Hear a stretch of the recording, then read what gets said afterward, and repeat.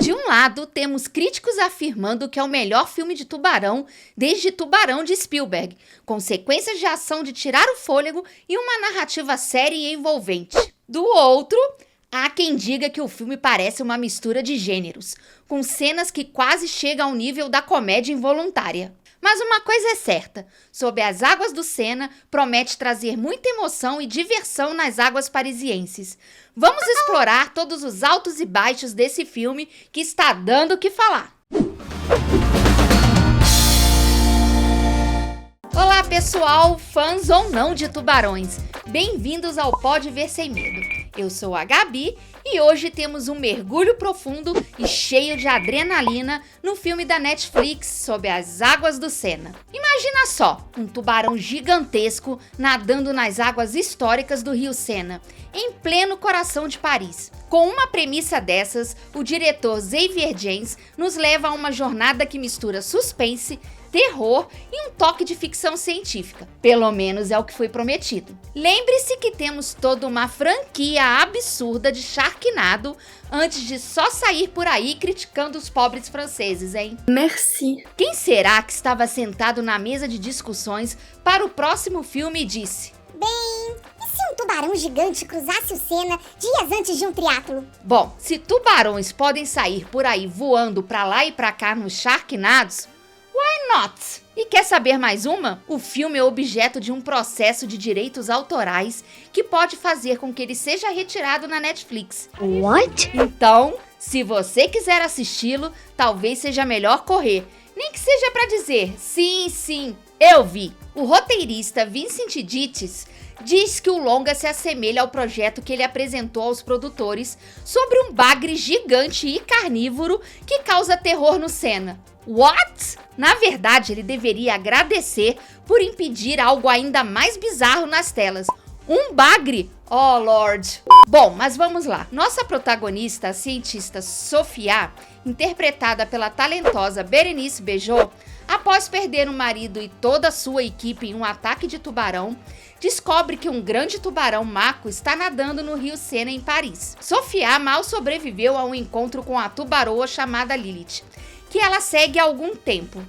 Uma querida dentuça que triplicou de tamanho em um período de tempo surpreendentemente curto e se tornou terrivelmente agressiva. E a cena desse confronto é de tirar o fôlego logo de cara no filme. É bem empolgante. Absurda? Sim, talvez, mas estava só começando. Lilith migrou do Oceano Pacífico para o Rio Sena, adaptando-se para viver em água doce. A história combina elementos de ficção científica com temas ambientais, destacando as mudanças do comportamento dos tubarões devido a essa crise ambiental. O filme começa com esse foco, destacando a poluição nos oceanos, mas esse elemento é rapidamente abandonado ao chegar em Paris. 3 anos se passaram e a cidade está se preparando para sediar o Campeonato Mundial de Triatlo, uma prévia para as Olimpíadas. Sofia trabalha no aquário, conduzindo passeios informativos para pequenos monstrinhos de escola que a provocam sobre como sua antiga equipe de pesquisa foi assassinada por um tubarão. E é aí que ela conhece 2 jovens, que têm um covil subterrâneo cheio de computadores e um grande projetor que usam para rastrear tubarões. Por quê? Elas amam tubarões e querem protegê-los.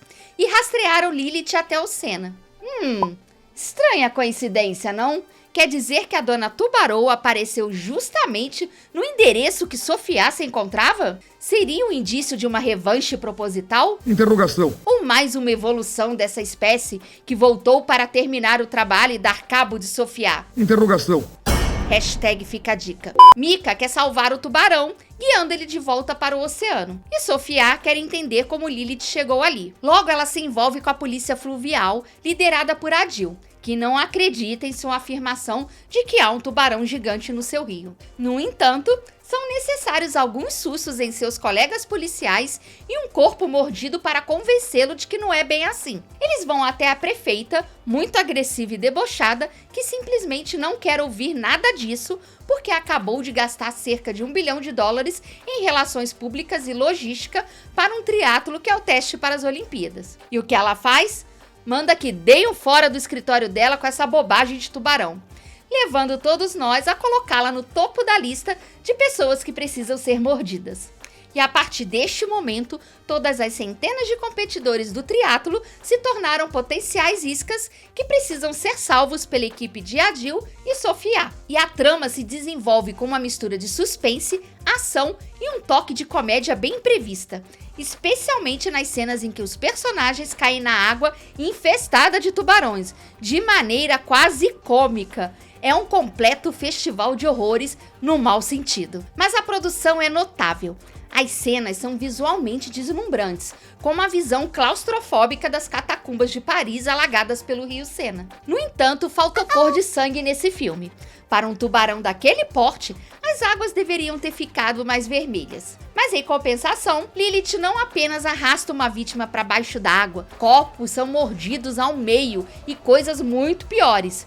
Enquanto os filmes menores de tubarão escondem mortes sob a superfície ou atrás de paredes borbulhantes, aqui são mostrados todos os detalhes de cada mordida.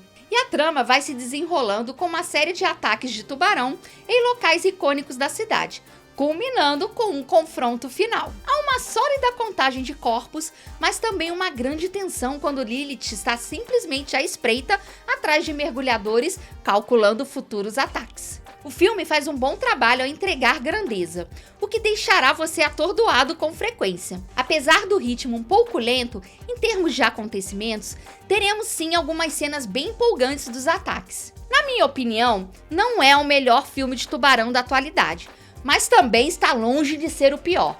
Ele tem um visual muito bem feito, é produzido de forma séria e consegue divertir e muito, e diversão no bom sentido sim. Se temos Sharknado, Mega Tubarão e tantos outros com cenas tão bizarras e impossíveis quanto, por que falar tão mal assim das águas do Sena? Mas confesso que fiquei sem entender de onde veio tanta água no final a ponto de causar aquele estrago. Mas no geral, Sob as Águas do Sena é um entretenimento divertido, ainda que imperfeito, mas que agrada sim aos fãs do gênero de filmes de tubarão. E se você já viu tudo de bom ou de ruim com essa temática, por que não dar uma chance para esse também?